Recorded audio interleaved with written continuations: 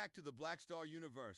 Today I got some crazy character introductions, and please guys, let me know who you want me to go over fully in a separate video. I ain't finna do a deep dive in this one, just giving y'all a little sample of these characters. Let's get into it! Born as Jehudi Ankh-Mat, he was a descendant of the original inhabitants of America's Africans, who built civilizations before European invasion. His people lived in peace until their lands were stolen, their history erased, and their bodies enslaved. Jehudi witnessed the brutal murder of his family, the burning of his village, and the relentless suffering of his people. Forced into hiding, he spent years learning forbidden ancestral knowledge, seeking a way to end the suffering. Through relentless spiritual trials, Jehudi connected with the wrath of his ancestors, forging Kisasi Makabwa, force of pure vengeance. He sacrificed his own soul, merging with the entity, becoming the first and only Kisasi Makabwa king. Leading the 30-day purge, he and his warriors slaughtered thousands of oppressors, reclaiming justice. However, fearing his power, the Vatican, European warlords, and draconian vampires conspired to seal him away using forbidden magic. Now, locked within the Kisasi Makabwa box, he waits for the moment of his return, the moment when suffering reaches its peak, and his vengeance will be unleashed once more. Born and raised in Chicago, Ezekiel Walker was the son of Terry Walker, a legendary heavyweight boxing champion, and an absent mother who left when he was young. His father trained him rigorously, instilling in him the mindset of a warrior. However, after Terry was brutally attacked by vampires before a title defense resulting in the loss of his arm, he turned to the streets to survive, leaving Ezekiel to fend for himself. Zeke was taken in by Charles Henry, a legendary soldier and supernatural warrior, who saw potential in him. Under Charles' guidance, Zeke trained harder than ever, developing into a world-class boxer. He dominated amateur competitions, winning nationals, golden gloves, and eventually gold at the Olympics at 18. At 20 years old, Zeke was an undefeated professional boxer, standing at 23-0-23 KOs, crushing even seasoned fighters. He was on the verge of becoming the world heavyweight champion until his rival, Leroy Evans, framed him by planting drugs in his gym bag. Sentenced to 2 years in prison, Zeke's career was destroyed overnight. In prison, Zeke proved himself against gang members and fighters, earning the nickname Bones for his unmatched durability and power. He became the best fighter in the prison's underground matchas and focused on improving his strength, patience, and awareness. After his release at 22, no boxing promoters would take him back, forcing him into underground fighting. There, he encountered supernatural opponents, vampires, warlocks, and mutants, learning the true nature of the world. Seeking answers, he trained under Andrea Valentine, a spiritual guide who helped him unlock his inner potential. During a high-stakes underground fight, Zeke was given tenacium, an experimental biometallic compound, by a mysterious corner man. After consuming it, his body slowed down, making him vulnerable. His opponent nearly destroyed him until his RNA unlocked, triggering a violent transformation. His body hardened into metal, and he obliterated his opponent with a single uppercut, decapitating him. Panicked, he hunted down the corner man, who admitted that Zeke was the first successful host. In a fit of rage, Zeke crushed his throat, killing him instantly. Realizing he had become something more than human, Zeke sought out Charles and Andrea for guidance. They explained that his endurance and willpower allowed him to survive the tenacium bonding, granting him superhuman abilities. Zeke was fooled by a man named Punishment, a pain manipulator. He told Zeke that he was going to save the world from a cosmic threat. All he had to do was suffer, and his durability would increase, according to the trauma of the pain. Punishment had a different agenda: kill Zeke. Unfortunately for him, Zeke didn't die, but he did gain the durability to withstand the pain of it actually happened. After enduring 6 straight hours of atomic disintegration, 19 hours of holding 1,000,000 tons in each hand, and an entire day of suffering from planet-destroying attacks, Zeke was supposed to die. He overheard Punishment yelling, furious that Zeke had survived what no being should have. Realizing that Punishment had been trying to kill him, Ezekiel entered the room and stared him down. Punishment smirked. You should be dead, boy. But let's see if you can handle fighting. Punishment made Ezekiel feel exactly what it would be like to fight a version of himself after all the training, making him endure the raw power, speed, and destructive force of his own might. But Ezekiel had enough. Using his newfound pain manipulation, he forced punishment to feel his own skull being crushed. The feeling of Zeke's massive hand squeezing his head until it popped like a watermelon.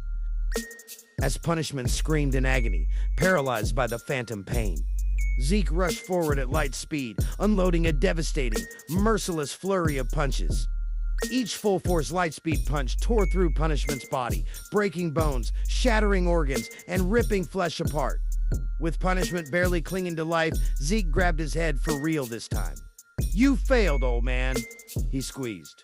With a sickening crack, Punishment's skull caved in, his brain matter exploding in all directions. Zeke dropped the lifeless corpse on the floor and walked out, returning to Andrea Valentine, vowing that no one would ever endure what he did. Zephyrin was born on planet Lexion, a world where strength and power define the hierarchy of society.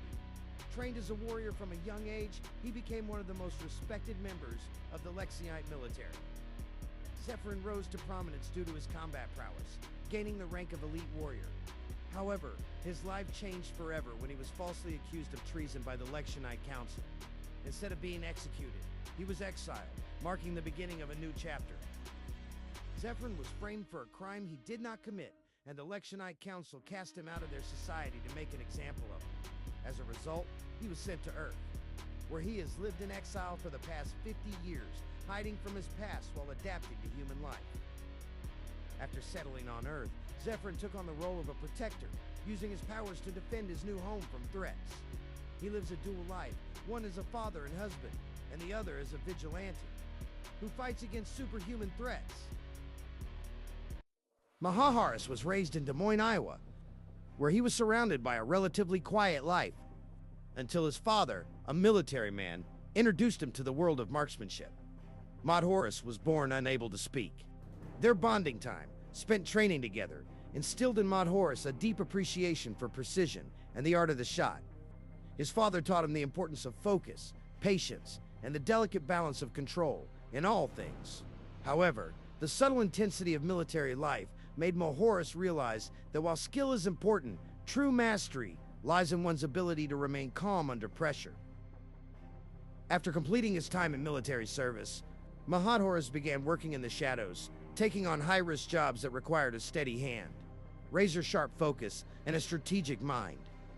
Despite his military background, Mahaharis never truly enjoyed the noise and chaos of large-scale battles. He preferred the quiet, subtle approach, where one well-placed shot could end everything in an instant. It was through a chance encounter that Mahaharis joined Mudjay Kasaki. Initially hesitant to work with a team, Mahaharis found his place after a mission where his life and the lives of his teammates depended on their ability to trust each other. This solidified his bond with the team and marked the beginning of his role as the quiet, deadly observer who could strike from afar. Tyrell comes from a loving, supportive family. His parents, both strong pillars of support, instilled in him a deep sense of justice and discipline. His father, an avid martial artist, was Tyrell's inspiration in the dojo. His grandfather imparted old-school wisdom, teaching him the importance of self-reliance. Tyrell has two younger sisters, whom he is very protective of, and a large extended family, including cousins and uncles, with whom he shares a close bond. Family outings, such as barbecues and picnics, are cherished moments for him. After witnessing the corrupt systems in place and the increasing threats posed by superhumans and criminal organizations, Tyrell decided to take matters into his own hands. Using his wealth and influence, he founded an agency to fight against both superhuman threats and criminal activity. His agency is small but elite, composed of highly skilled agents, many of whom are women with specialized skills. The agents respect Tyrell for his ability to lead with confidence and vision, and they view him as both a leader and a mentor. Tyrell has a small but loyal team of female agents who view him as a figure of strength, trust, and leadership. These agents, each with their own specialized skill set, look to him not only for leadership, but for guidance and mentorship. They admire his calm under pressure, his ability to make tough decisions, and his unwavering commitment to justice. Tyrell's relationships with his agents are rooted in mutual respect, and he values their opinions and input in all matters. Nia's journey to becoming the powerful and determined woman she is today began with a deep personal loss. Her younger brother was kidnapped, and she couldn't save him in time. This tragedy ignited a fire within her, one that pushed her to fight for justice and protect those who couldn't defend themselves. Her powers, though present since childhood, remained hidden for years. She believed using them would make her a target for powerful enemies, so she kept them locked away, afraid of the consequences. However, after the loss of her brother, Nia could no longer stand idly by.